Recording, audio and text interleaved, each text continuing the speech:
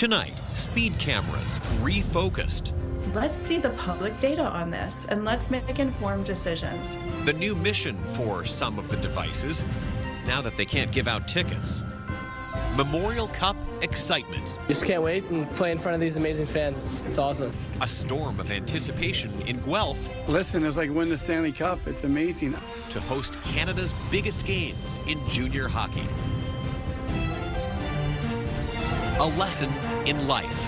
You really feel a sense of empathy for everybody who's experiencing homelessness. The overnight campout that's given dozens of students. They're someone's parent, that's someone's child, it's someone's sibling. A new perspective on humanity.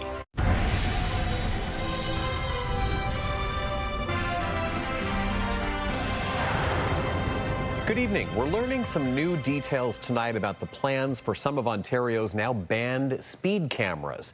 They're not catching drivers and sending out tickets anymore, but in some of our local communities, they are still collecting data to study and use. CTV's Krista Simpson is here now to explain more. Krista. Tony, Waterloo Region is one of the areas where the cameras still stand, at least for a little longer. They're now being used to collect information like speed, traffic, and busy times of day. These automated speed cameras outside Eastwood Collegiate Institute in Kitchener are no longer leading to tickets, but they will be there for the next little while, gathering speed and traffic data. Data University of Waterloo planning professor Carrie Mitchell hopes to study. By looking at that, we will be able to understand what worked, what didn't, and where. The region of Waterloo says the vendor they leased the cameras from required 90 days notice to end the contract, which has now been given. The devices remain in the meantime. I really want to just consolidate what's already been made available and to look at what happens after the cameras are turned off for ticketing. Mitchell is hoping to get at least a month's worth of traffic data from areas that continue to collect it, so she can compare it to the statistics from when the cameras were operational and even before they were used, if that's available. Creating a report and making the numbers openly accessible. Let's see the public data on this and let's make informed decisions rather than knee-jerk reactions to a program that probably wasn't working efficiently and could have been tweaked, but instead was banned. Wellington County's speed cameras also remain in place for now. The county engineer says they aren't gathering images, just data on vehicle volumes and speed. Most municipalities do all kinds of traffic counting and speed monitoring on their road network all over the place. So it'll be just very similar to that. The cost there to keep the cameras up, $275 per month each.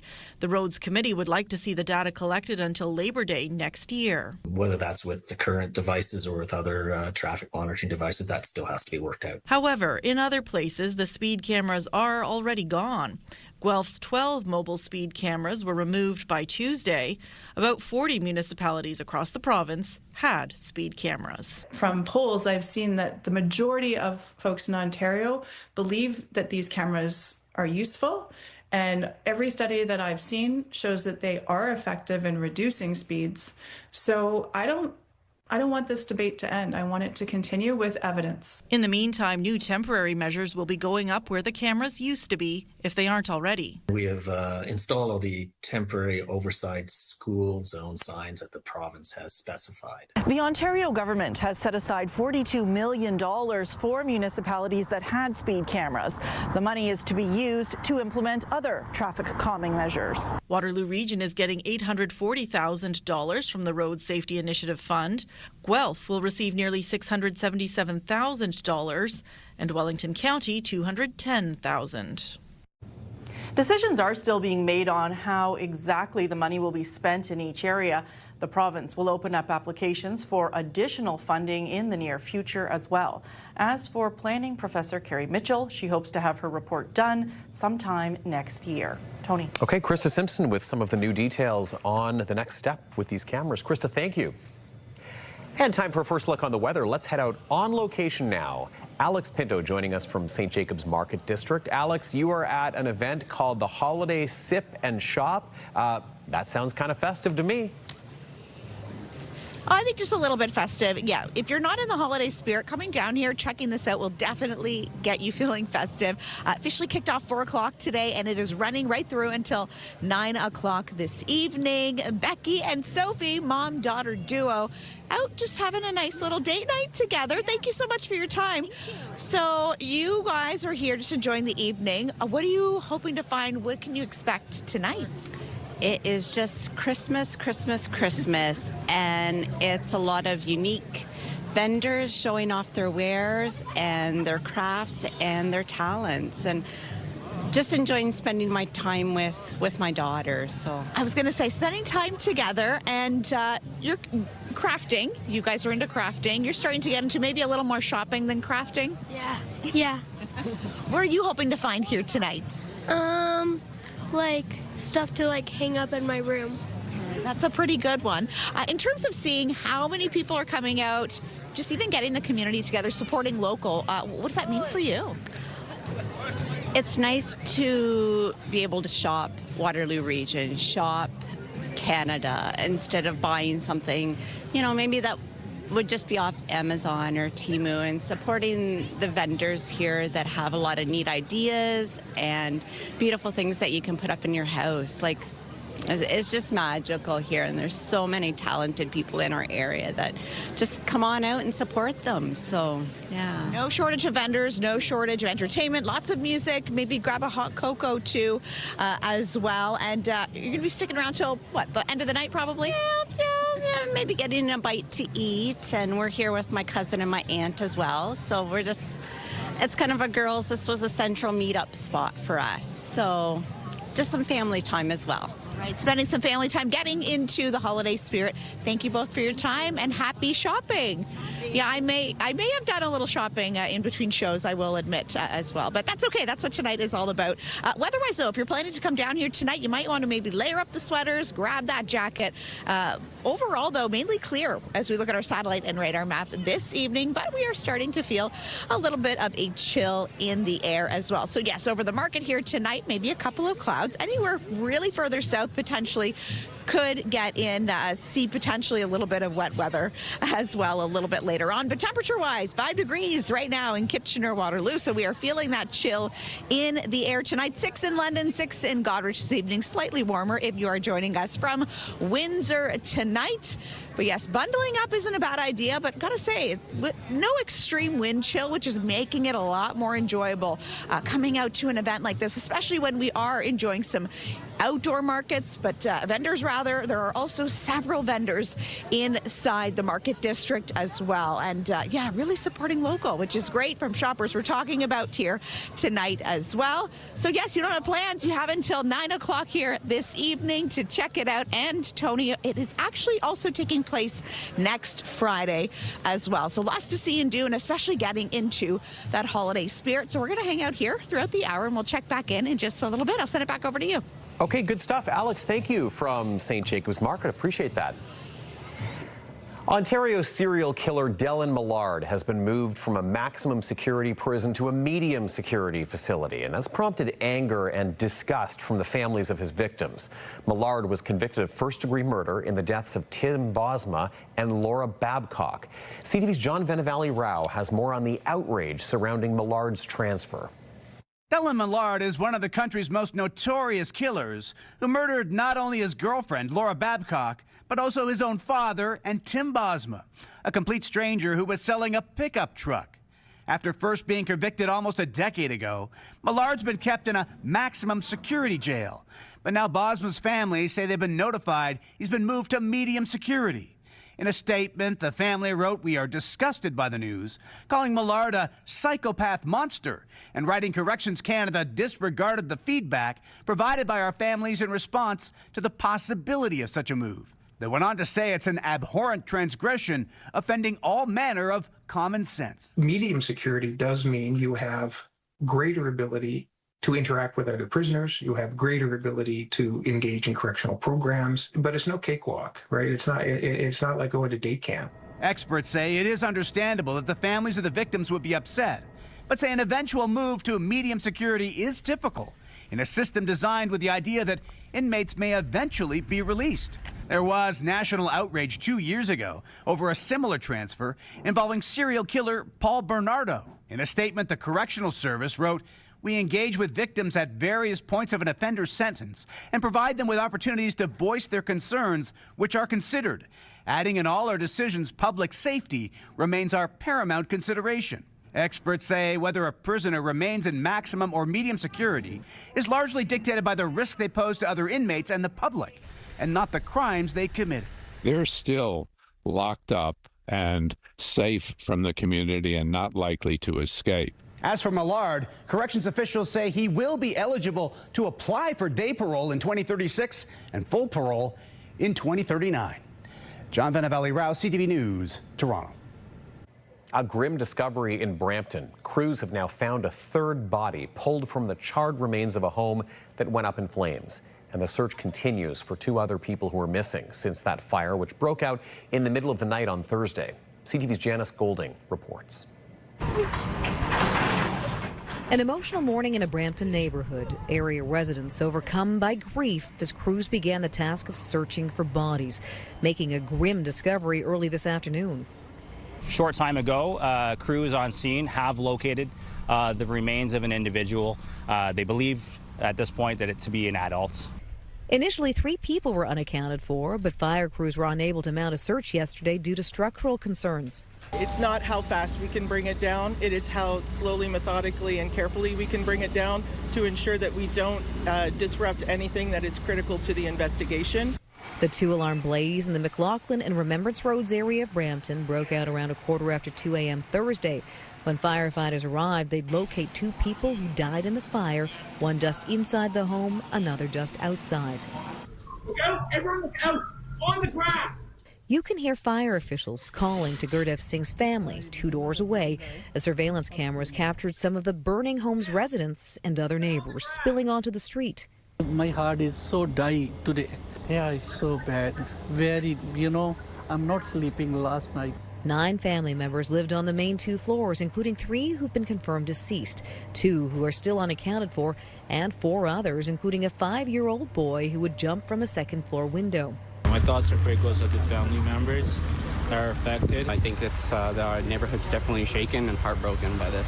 Emergency officials tell us 2 people who were uninjured were renting the basement. 11 people in all living in a home that was not licensed to be a multi-unit dwelling. Going to review all of the documents that we have related to any other registered licenses for any other residents, and we'll continue to work towards ensuring compliance. Officials say the home was owned by an absentee landlord who applied to create a basement unit in 2019, adding a series of orders to comply had been issued by the city's building department, which were repeatedly ignored. Brampton, what happened? One house, so many people, 20 people, 15 people more than. It's no good. I hope this is a wake-up call for some landlords to maybe, do things the right way and actually rent legally and responsibly, and make sure that their places are up to fire code, and make sure their places are up to every code that you need in terms of renting. At this point, neighbors say one of the 2 residents still missing is a toddler. And that was CTV's Janice Golding in Brampton. Well, now that we know the Guelph Storm will host the 2027 Memorial Cup, excitement is growing in the Royal City. The CHL made the official announcement today in Guelph, offering some insight into how the city came out on top. CTV's Colton Weens was at the Sleeman Center for more and joins us now. So Colton, we should note this will mark 25 years since the team last hosted the tournament. Yeah, Tony, the last time the Guelph Storm hosted the Memorial Cup was in 2002. And they've been to the Memorial Cup 6 different times, but have never won it. So knowing that the tournament will be coming back to the city and they have that opportunity to finally win it, fans and the team are more than excited. And I already know our staff and others in the community are already reaching out. They're like, how can we help? Excitement already building as the city of Guelph prepares to host the 2027 Memorial Cup. An unbelievable opportunity.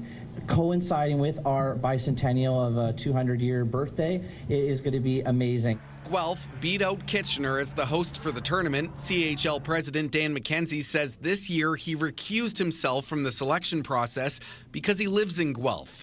but says the team that made the final decision were impressed with how Guelph put forward an all-encompassing story of how it will bring the event to life. Leveraging the 200th anniversary of the city, I think they approached the actual site selection tour a little bit uniquely. They moved the selection committee, I believe, around the city and took them to various places where various activities would be occurring. Still a season away, the Storm say it's an opportunity all players dream of. So to have the opportunity of it being a chance, we're always very anxious, and when we saw yesterday that we got it, it was just full of joy, and we're all so excited. You know, obviously it was really exciting, and we weren't too sure who was going to get it, but yeah, finding out yesterday was really great, and we're just excited to keep it going. Noah Jenkin was at the 2024 Memorial Cup tournament with the London Knights but didn't play, saying he's kind of familiar with the process and what it takes to win. But while he knows he will play in the 2027 Memorial Cup, it's not slowing down the team's efforts to win this year. We're in a good stretch here, won the 8 of our last 10, so we're just going to keep it going and you know, obviously want to have a good team this year and just lead that into next year. It obviously gives you motivation because you just want to be that top team and top players for next year. So yeah, just motivation. And around the city, excitement also growing amongst businesses that expect a lot of fanfare. Listen, it's like winning the Stanley Cup. It's amazing. I'm so happy for the city of Guelph. I'm happy for downtown. We need a boost. It's such an honor, and it's going to bring great business to McCabe's, and we're so excited to see everyone. I think it's going to even be better this time because we already had a kick at the can of doing it, and now we're going to do it again and even do a better job. Now the Storm host Owen Sound tonight at 7, and fans and players are more than excited for the future. Tony. Colton Weens outside Sleeman Center. Colton, thank you, and a reminder to start your day in the know with the CTV Kitchener newsletter. Local content from our newsroom right to your inbox. We've got a look at the day's top stories, the latest forecast, and some must-see videos. You can sign up over on our website. Just head over to ctvnewskitchener.ca. Provincial student test results withheld. Coming up, the Ontario government under scrutiny for not releasing EQAO testing data. I'm Jeff Pickle. It took a long time, but an Integrity Commissioner's report has finally been made public. Find out why it took the Waterloo Region District School Board over 3 years to make it public. That story is just ahead.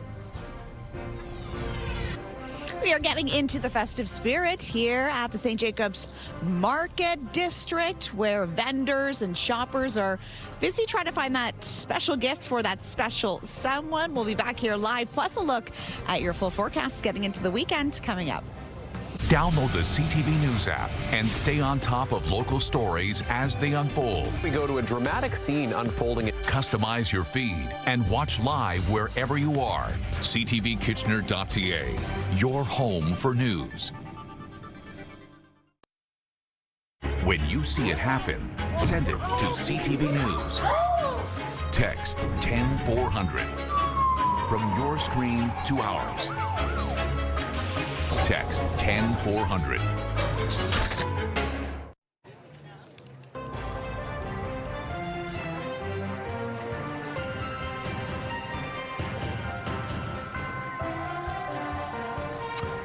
It was well over 3 years ago when Waterloo Region District School Board trustee Mike Ramsey was suspended for 2 months over a code of conduct breach. Well, this week, the school board finally released the Integrity Commissioner's report that led to that suspension. CTV's Jeff Pickle joining us now with more on this. And Jeff, we should note, initially the school board didn't hand this over willingly. No, Tony, they took it to the last minute and were court-ordered to make it public, and they only did so because a private citizen filed a Freedom of Information report. And we spoke with that individual who says public institutions should not be keeping information hidden. The incident that kicked off the complaint was a presentation by then WRDSB employee Carolyn Bajoski. The presentation, expressing worries over the appropriateness of books in school libraries, was shut down by trustees over concerns it was violating the Ontario Charter of Rights Code. After that meeting, public remarks made by Trustee Ramsey in support of Burjowski and social media posts critical of the Board of Trustees landed Ramsey in hot water.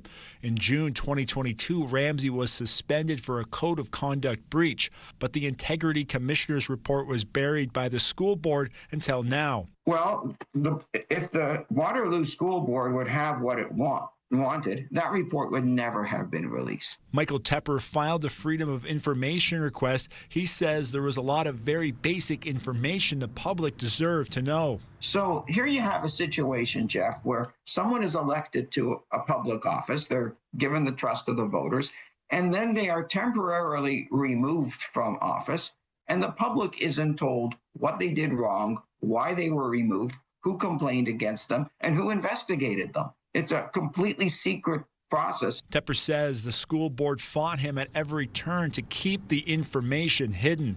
The board contested my Freedom of Information request. We went to the provincial commissioner, went through mediation. They wouldn't back down. Then we went to adjudication. He says after reading the report, he has no idea why the board fought the release of information so hard. There was nothing in there that on its face required confidentiality. And quite frankly, there was nothing in that report that was particularly damning about Trustee Ramsey. CTV News reached out to the Waterloo Region District School Board to inquire about the commissioner's report. They acknowledged our request but did not offer anyone for an interview.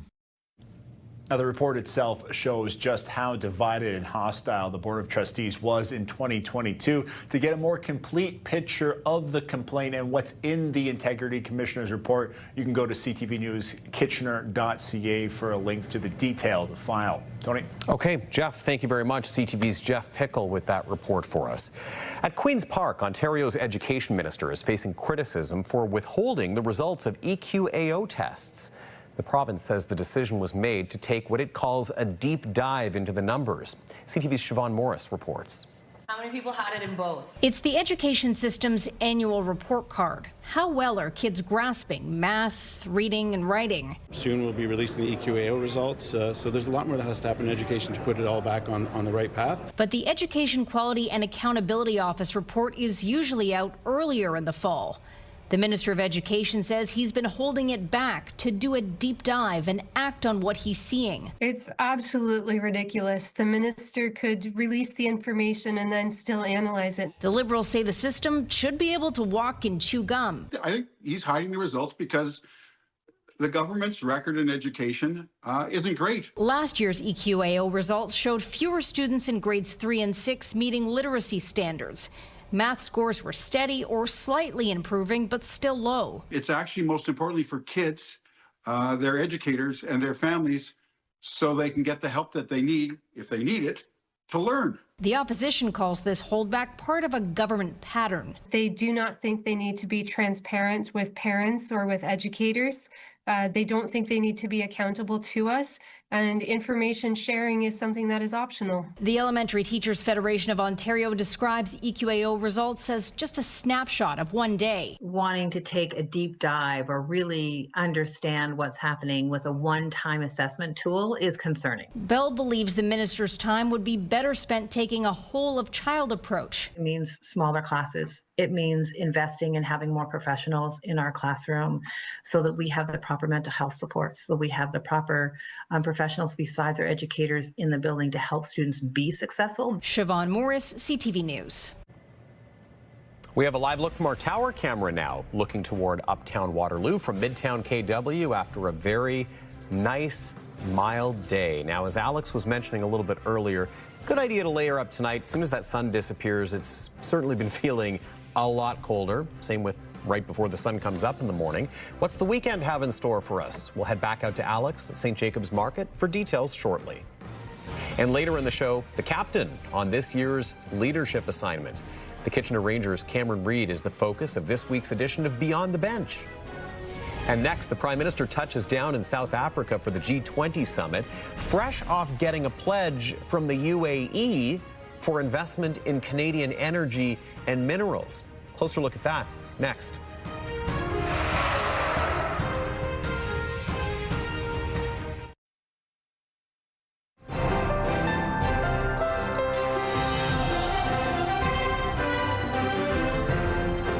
Okay, we're going to take a trip out to St. Jacob's Market District once again. Alex Pinto live on location with an event called Sip and Shop. This is the first of two nights. You know, Alex, I think a lot of people may be familiar with taking that Saturday trip out to St. Jacob's Market in the summertime, but boy, it is next level tonight with all that festive decor. It is bustling with shoppers. It almost feels like Santa's workshop, if you will. We've got lights, we've got carols, we've got everything that's making it feel festive this holiday season. I'm joined now by my new friend Peggy, owner of Pine Stitch. Thank you so much for chatting with us. Your booth has been so busy with people. Non-stop. Tell us a little bit about what you're selling, and you actually make everything handmade yourself. I do. I make all of the wooden products 100% handmade. I make it all myself, so from anything from a snowman to a reindeer to signs to Christmas trees. It is beautiful, and I know we're going to take a look at just some of your creations in just a moment, but how long does it take you to prepare for a market like this? And I noticed over there was a crowd around your booth here tonight. I start the day after New Year's. So I start creating then, and I start making new stuff. I actually have started some new stuff a week ago for next year. You're already planning a year ahead in advance, which is smart to do. What's it like for you to come back each year and to see maybe some new or familiar faces and really getting that community together? I love it. I see a lot of people year after year, and people that come back just to see me because they're looking for something unique and different. So yes, I do. I know this might be a hard one, but what is your favorite item you've created this year? And what's maybe one of those popular ones that you're noticing? My favorite this year is the Christmas tree with the star on top. It is absolutely beautiful, and I cannot believe that you make this handmade. Do you know, just top of your head, how many items do you actually create and bring to the market each year for this event? I'm going to say 20 to 40. Okay, I'm sure it'll be sold out by the end of the evening. Peggy, thank you so much for your time. Best of luck and happy shopping to you too. I hope you get some time. I do. Thank you very much. Yes, it is a busy night here at the St. Jacobs District Market. This is running until 9 o'clock tonight. And if you don't have a chance to come down tonight, it is happening, as mentioned a little bit before, next Friday as well. But it is bustling with shoppers, and if you do have plans to come down tonight, you might want to maybe grab a sweater, layer up, get that winter coat, which is what we're doing here tonight. One thing I forgot, though, mitts I would recommend bringing this evening. But as we look at your future cast for this evening, we're seeing mainly clear conditions over the St. Jacobs Market here in Waterloo tonight, and really we could see a little bit of that cloud cover start to develop on and off throughout the evening, getting into your Saturday morning. This is when we potentially could see some areas, some mixing, maybe some possible flurries popping up on and off the route, and then that chance for a little bit more wet weather getting into your Sunday. Now, some areas a little bit further north could be in for some snowfall, so if you're in the Muskokas, a little bit north of Orillia, that could impact you as well. Temperature-wise, across the province, 0 in Sudbury this hour, -1 in Timmins. We're seeing -1 in Moosonee, and even chillier, -6 in Pickle Lake tonight. A little closer to home, 3 degrees in Goderich, 3 in Mount Forest, 5 degrees in the city of London. And now that temperature in Kitchener-Waterloo continues to drop. 4 right now it is for us here this hour. Our daytime high, 9 degrees, which was actually warmer than we were expecting for today. -3, though, is seasonal, so we are sitting overnight where we should be for this time of year. That sun rising 7:23 in the morning, and it is setting now earlier and earlier each night. 4:52 p.m. officially is when that sun is going down. So overnight, -3, that is our expected low, with that wind chill, though, feeling closer to -6. Partly cloudy conditions, and again, slight chance for some wet weather for some areas, about a 30% chance of rain or drizzle. And again, some areas potentially could see a little bit of flurry activity getting into your day tomorrow. High of 4 degrees is what we can expect to see as well. So over the next several days, mix of sun and cloud by the time you get to your Monday, with a high of 6 degrees. 3 in terms of your overnight low, but again, possibly a little bit of mixing as we get into the weekend. For Lambton, Kent, and Essex, lucky you, potentially seeing some nice sunny skies. 8 and 9 in terms of your daytime highs. So above seasonal conditions for you before kicking off the work and school week. And Southern Georgian Bay, chance for some flurry activity or mixing, so possibly some rain we could see in there. About a 30% chance for your Saturday, with a high of 3 degrees, getting to an overnight low of -2, and then 4 expected for your Sunday.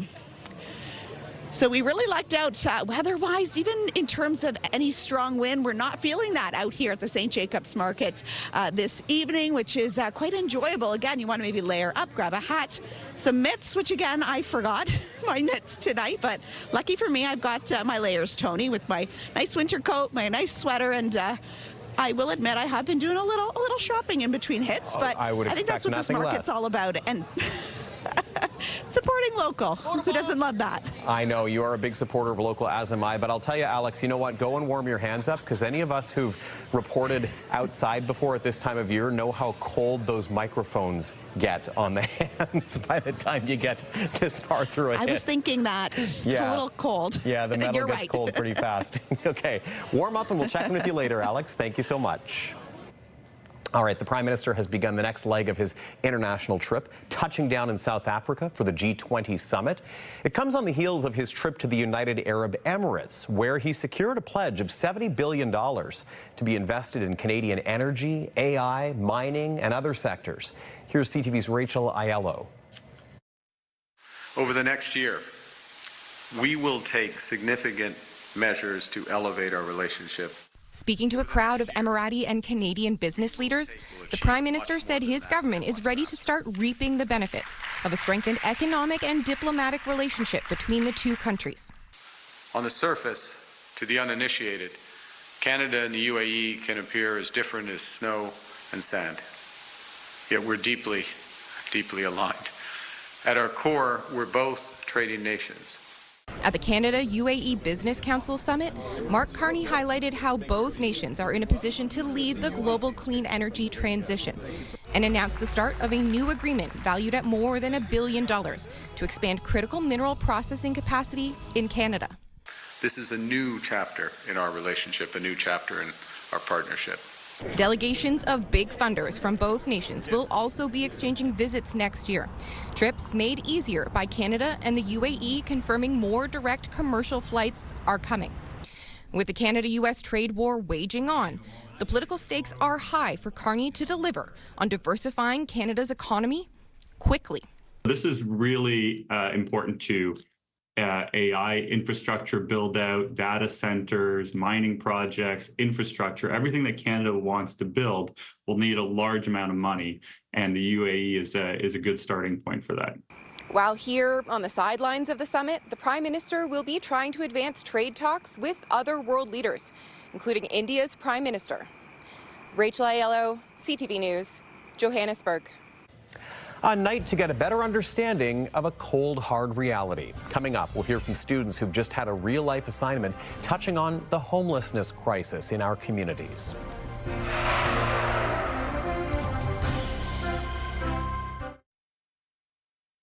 It's time to build a toy mountain. Make this holiday season merry for so many kids. Bring new, unwrapped toys to your local Canadian Tire. All in support of the Salvation Army.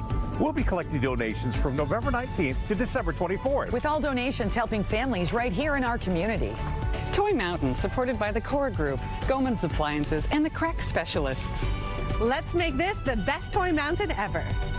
Visit ctvkitchener.ca for more ways to donate.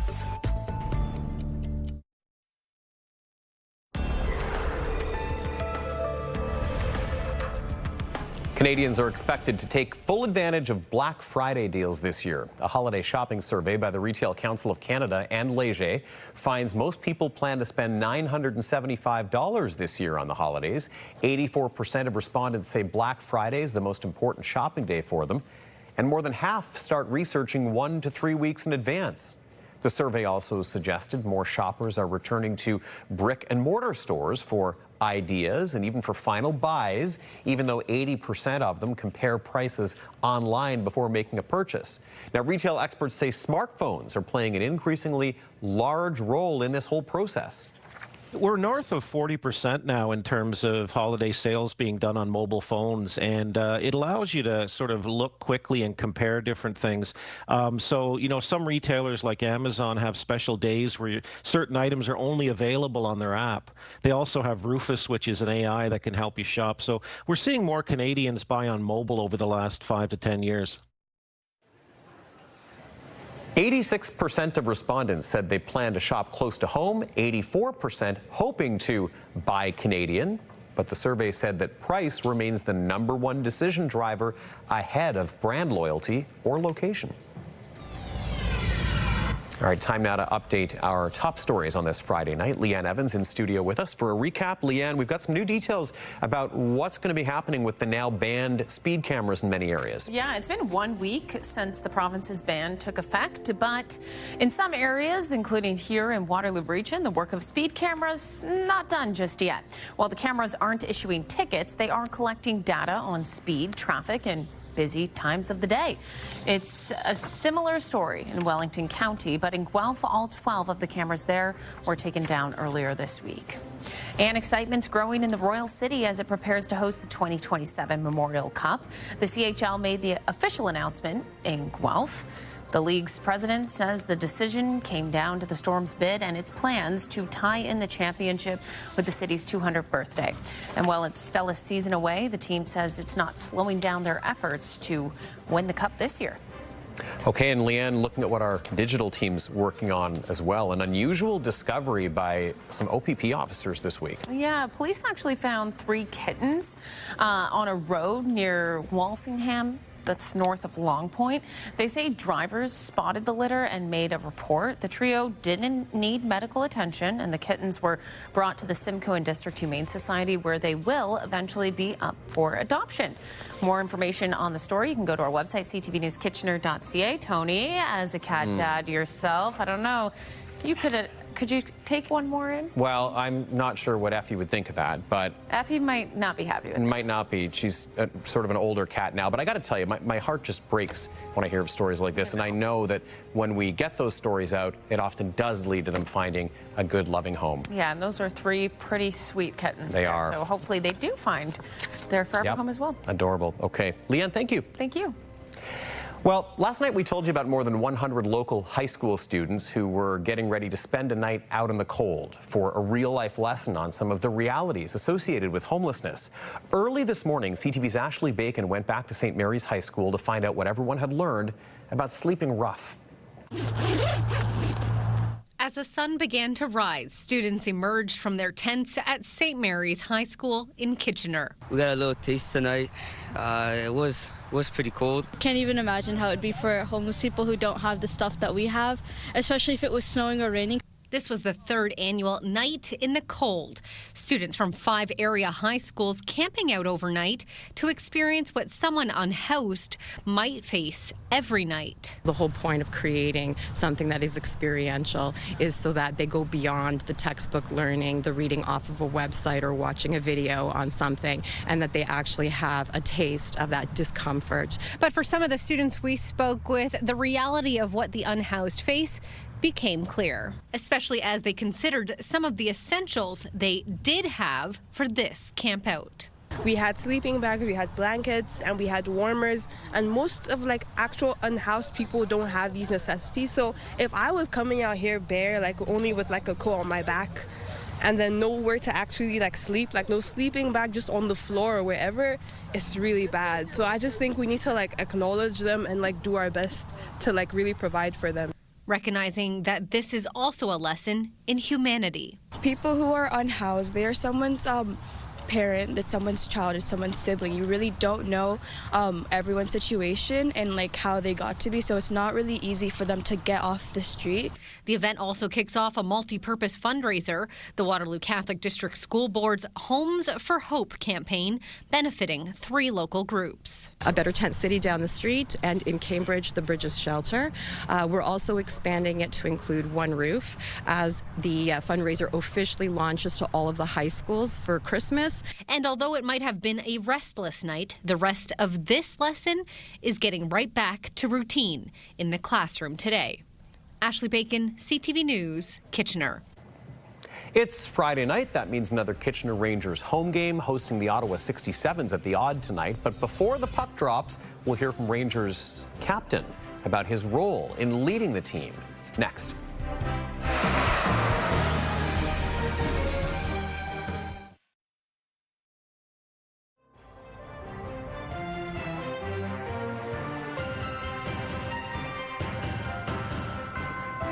Kitchener Rangers defenseman Cameron Reid was named captain this season, a role that speaks to his leadership on and off the ice. He shares what wearing the C means to him and how special it was to hear his name called at the NHL draft in this week's edition of Beyond the Bench.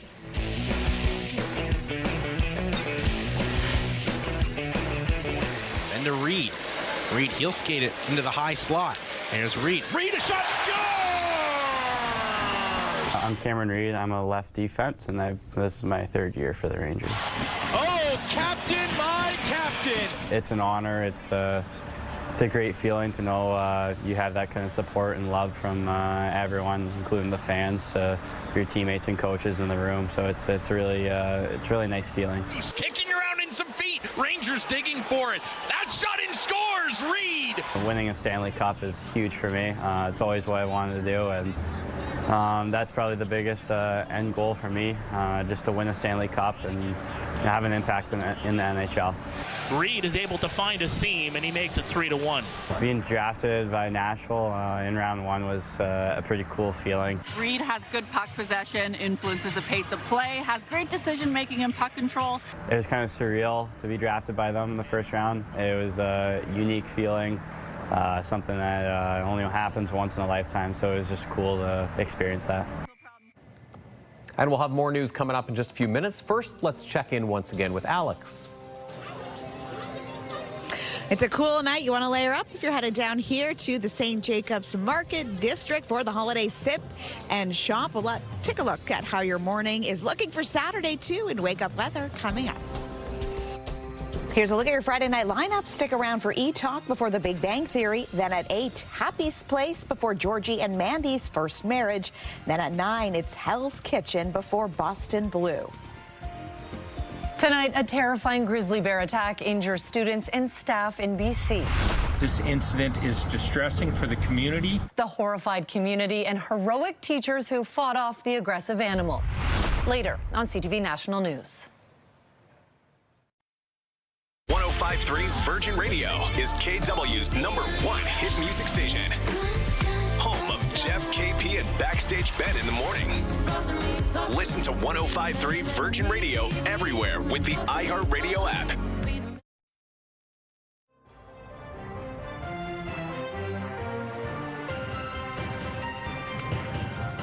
All right, we would like to head over to our other studio now and talk to none other than our very own Leanne Evans for a look at what we're working on tonight. Leanne. Hi, Tony. We are talking hockey, and more hockey. It's a triple header for our local OHL teams tonight. The Kitchener Rangers host the Ottawa 67s at the Odd. The Brantford Bulldogs go head-to-head at home against the Sarnia Sting, and the Guelph Storm face the Owen Sound Attack at the Sleeman Center. Of course, they're hoping to ride that high of today's official Mem Cup announcement. Puck drop at 7 p.m. across the board. We'll bring you all the highlights and more news tonight at 11:30. Tony. Okay, Leanne, have a great weekend, and thank you very much. And we're going to take our final check on the forecast now as we head into this weekend, the second last weekend in November. Alex Pinto live at the Holiday Sip and Shop at St. Jacobs Market District. Alex, we were talking a little bit earlier about how even though it was so mild out today, it doesn't take long for things to cool down in the evening. No, and quickly, too, as the hour continues, it is just feeling cooler and cooler. But the good news, we're not getting any extreme wind chill, which is pretty nice. And that makes such a big difference. So, yes, if you're going to be out here tonight, you'll want to bundle up, layer up, get the sweaters. Maybe the winter coat is appropriate. And, Tony, we have to say, of course, we did a little bit of shopping. Not for myself, but for our little arrival soon-to-be. How cute is this? I just love it. And these vendors, too. So cute. It's hard to control yourself down here, I have to admit, but it is just flooded with shoppers, local vendors, which is so great to see inside and outside of the market venue too. And this is going on until 9 o'clock tonight. And if you cannot make it out this evening, you do have another chance next Friday to check it out as well. But this has been pretty much the perfect night weather-wise to get out and enjoy the holiday sip and shop. And it is definitely getting people into that holiday spirit as well, which is so great to see. And as the hour continues, I know we've been talking about it pretty much throughout the evening, but we are just seeing shoppers just flooding this whole area too.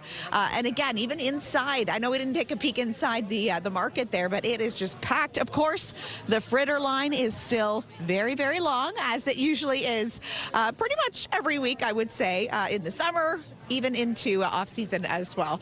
But getting into your overnight tomorrow, partly cloudy to start the day. By 6 a.m. is what we're seeing at this point. The good news, hopefully, we will still see a chance for a little bit of that sunshine. Mainly sunny sky. By 10 o'clock, we should be sitting at around 2 degrees. So a little bit on the cooler side, but layering up, getting outside and trying to enjoy a little bit of what Mother Nature has to offer this weekend, I'm sure will be on many people's to-do list. Tony. Sounds great. Alex, thank you so much from St. Jacobs Market District at the Holiday Sip and Shop. Appreciate it. And thank you for checking in with us once again tonight. Now, Alex has mentioned the fritter line out at St. Jacobs, and I'm hungry. So on that note, we're going to say goodnight. Alexandra Hullock is here tonight at 11:30 with your next local news. We'll leave you now with some beautiful scenes from around the region as we get deeper into fall, a little bit closer to winter, but nice to have a few days where we could soak up some sunshine this week. So let's reflect on that as we thank you for tuning in. We'll see you again soon. Bye-bye.